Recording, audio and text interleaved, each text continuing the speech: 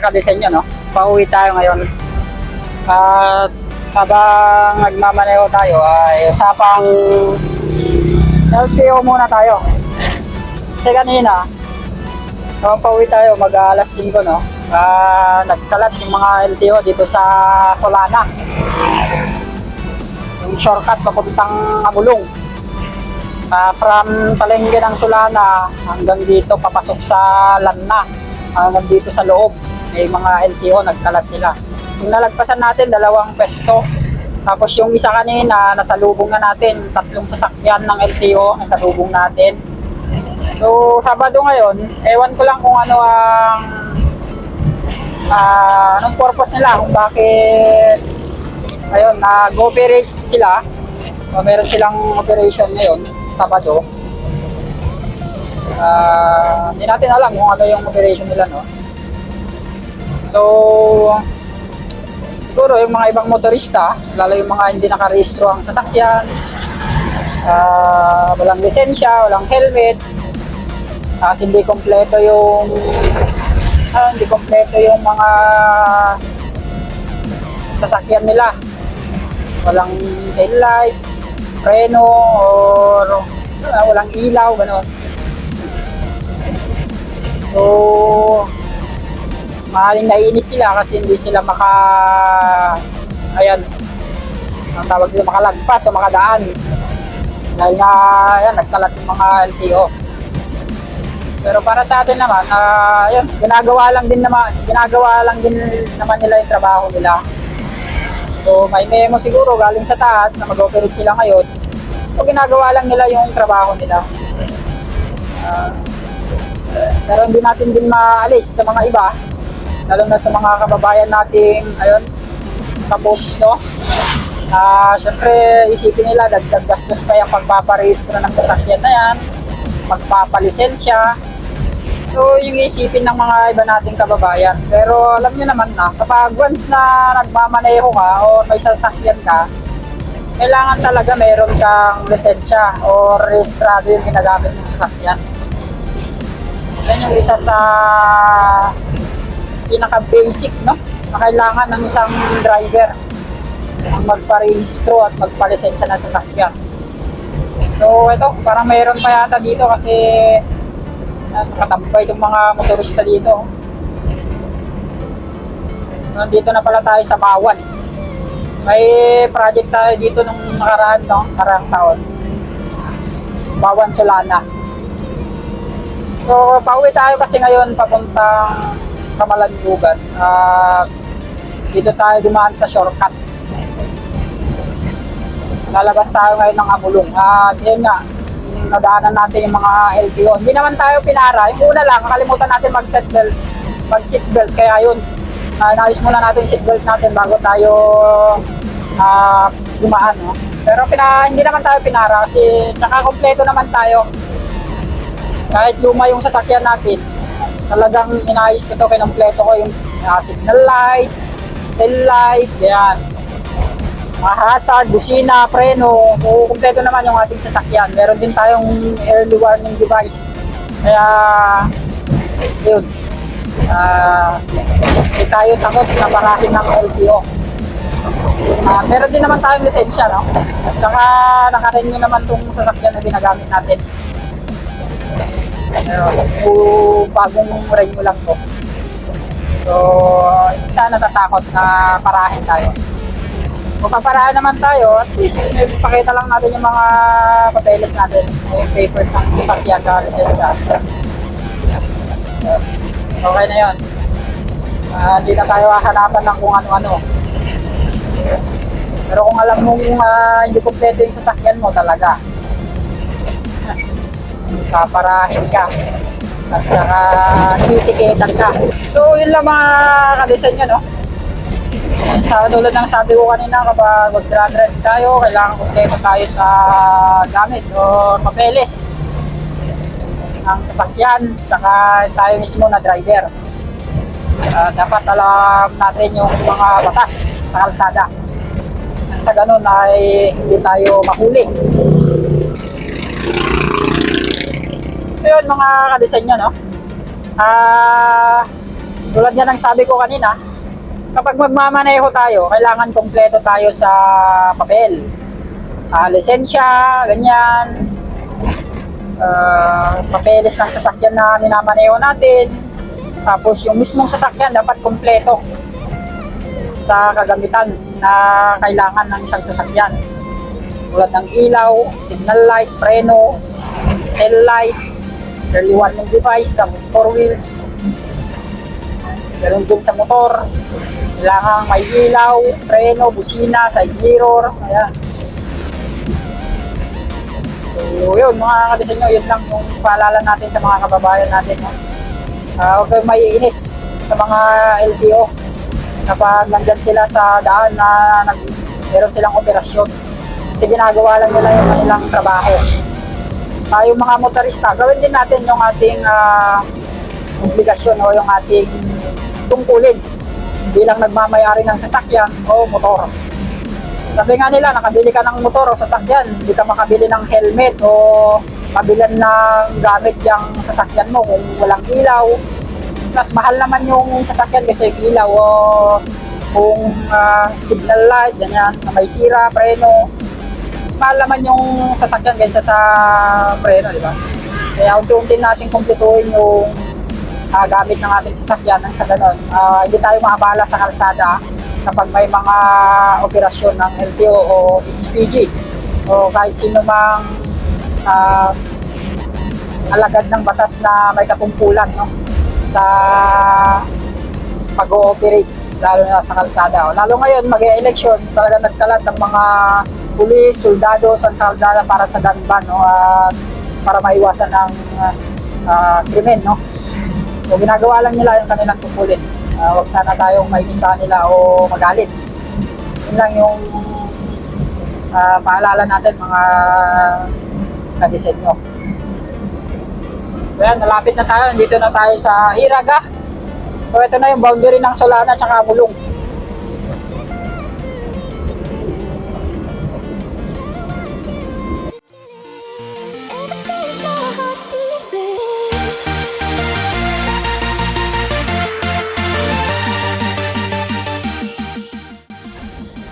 So ayun mga kadisenyo, malapit na tayong lumabas dito sa Mulong West, no? Papunta na tayo sa National Road. Sa kabila, natawid tayo ng Cagayan River. So, malapit na tayo sa pinapagawang tulay dito o yung ginagawang tulay dito.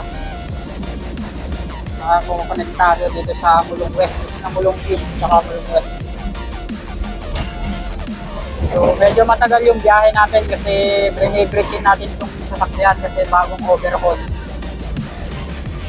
Daan-daan lang yung takbo natin.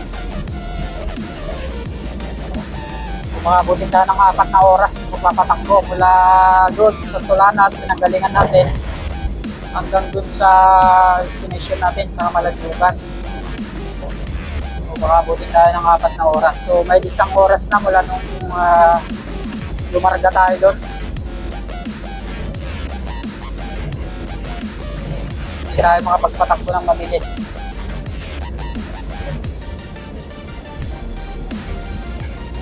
So, sa 40-60 lang yung takbo natin. Lapit na tayo lumabas sa may dito sa Mulong West. Pupunta na tayo sa tulay ng Kaunlaran.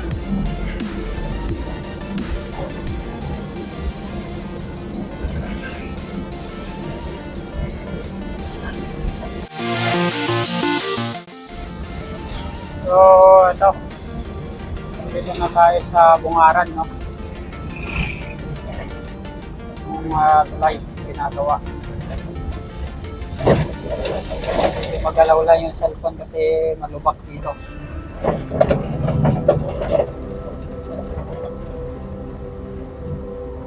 Tandaanin natin, hindi na malubak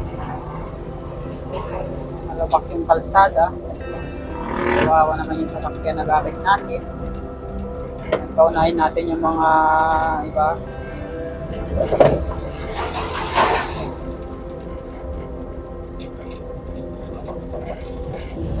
So yan o, nakikita ba dito? Ayun, ginagawan tulay o. Dali mamaya. Tulay, kaunlaran. Tulay ng kaunlaran. Ayun, ginagawang tulay dito sa Amulong West. Connecting Amulong West saka Amulong East.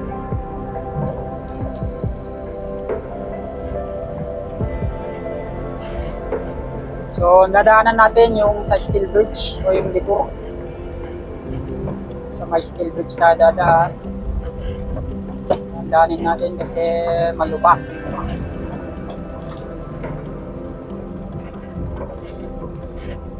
Awa naman yung sasakyan na gamit natin kapag hinayaan natin na may lubak. O bubong-bubong. Ayan, nakikita pa dito. Dahan-dahan lang natin, baka kawawa yung ball joint. Kawawa yung ball joint yung sasakyan. Ligpit yung sasakyan natin eh. Ingatan natin kahit konti. Kawawa naman.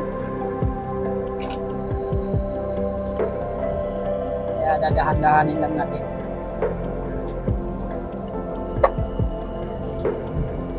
Dahan-dahan lang kasi malubak ang kalsada. Hindi pang off-road yung sasakyan natin. Ayan.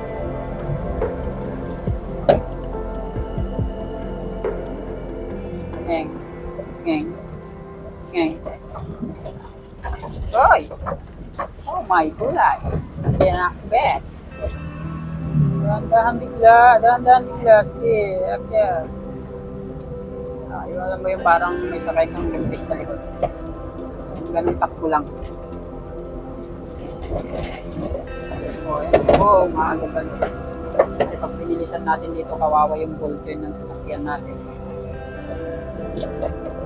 So, dahan-dahan lang natin. Steel bridge. Peng, peng, peng. Stigo. Sound. Do, re, mi, fa, sol, la, ti, do. Ay, stiga.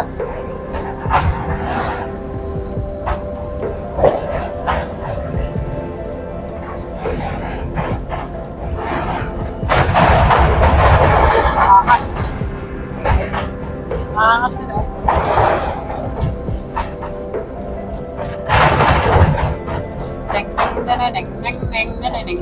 Oh, malapit na matapos to.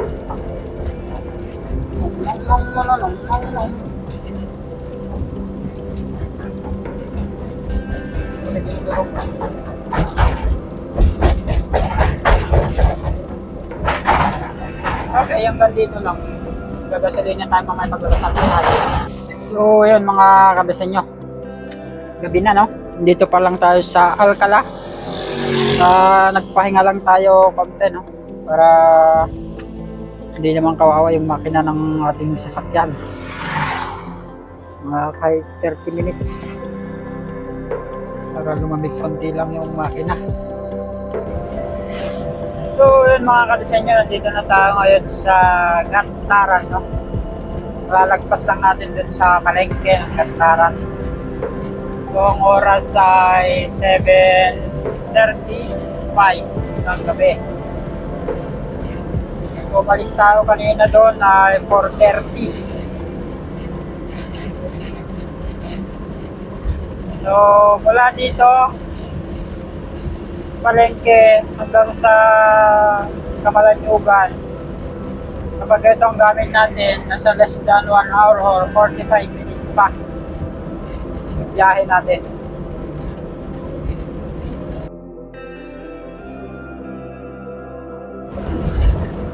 So yun mga kadisan yan, dito na tayo ngayon sa Lalo, no? Bago palengke. Yan, dito na tayo nakarating sa mismong bayan nila. Yun ang maganda dito sa Lalo, ayan ang liwanag ng kalsada. Liwanag ng highway nila dito.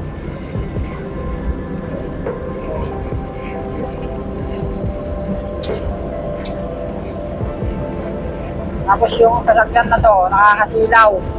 Ewan ko ba, nakapark tapos ang naka-high. Ano, i-high din natin. Ang high pa.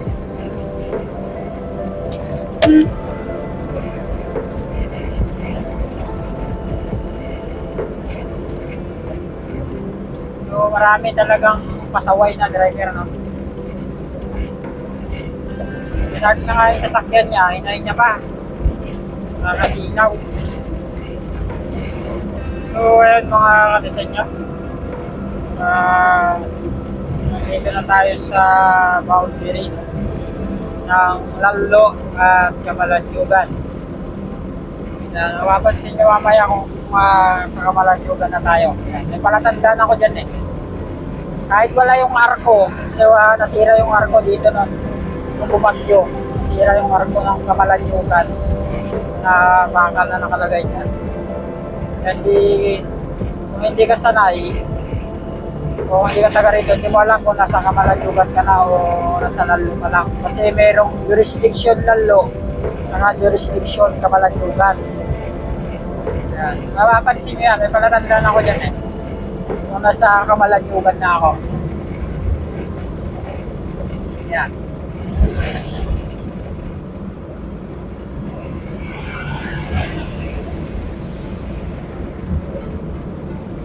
Ito, jurisdiction na to, jurisdiction Lalo.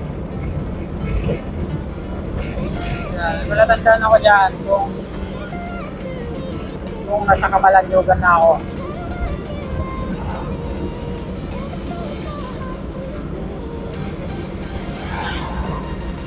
Diliwanan yung mga sasakyan.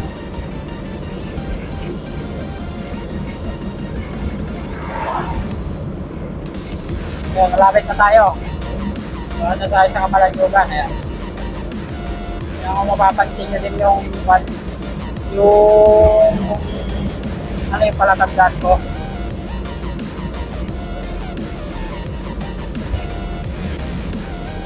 Ayun. Okay, ito, dito na tayo sa Camalaniugan. Kita nyo ba kung ano yung palatandaan mga na-design nyo?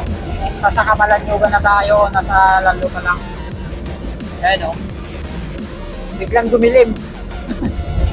Biglang dumilim, no?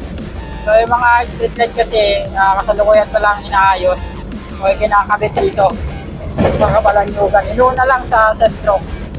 Pero siguro within this year, itatapos na yung mga street light. So may mga street light naman, pero yung mga yan, mahihina yung mga yan eh. Kaya maglalagay sila dito sa kabila ng mas malalakas. Ayun.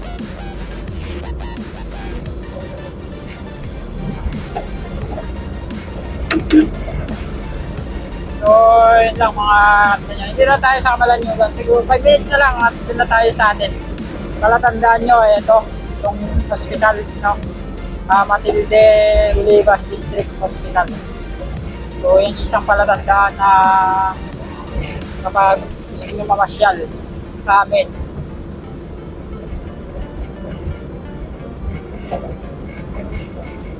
Yan yung palatandaan.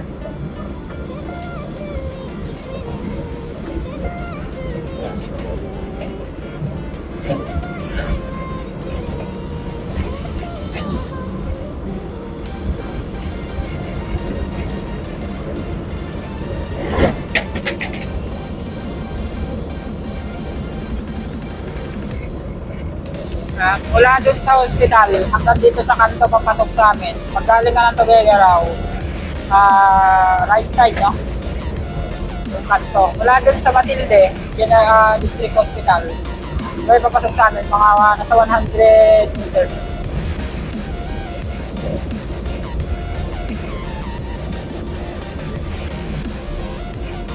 Ito, may waiting shed dito na walang bubong eh. Yun yung palatandaan. Kanto na yun. Yung may waiting shed na walang bubong. May waiting shed dito pero walang bubong. So, yun yung palatandaan. Na nandito na kayo sa amin, no? Yan. Wala yung waiting shed na walang bubong. So, ito yung papasok. Mula dito, mga 50 meters hanggang dun sa may court. Yun na yun sa amin. Yung bahay dun. Yun din yung dinedevelop kong farm garden and resort. Soon farm garden and resort.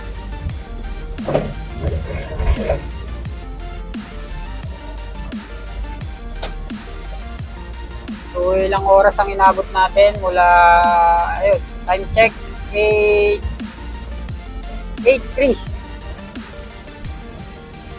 So mulis tayo kanina doon ng 4:30. So 8:03 tayo nakarating dito sa atin.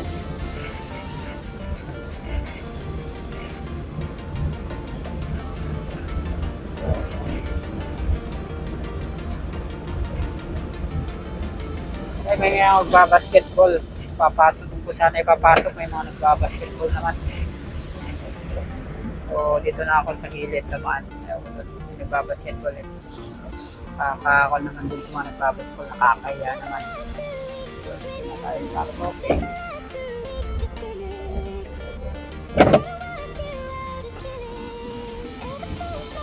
At nakaharang yung ating pulong-pulong. Kaya ang tading alisin. Tutok ko lang. Tanggalin natin yung mga sagabal doon.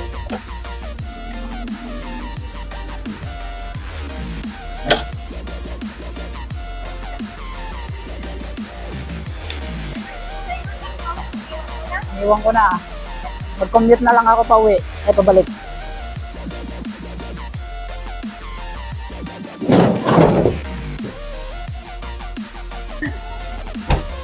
Parating na natin sa ating bodega. Sagad tungo rayo. Kaya adjust iti silinyador na. Nakahangato.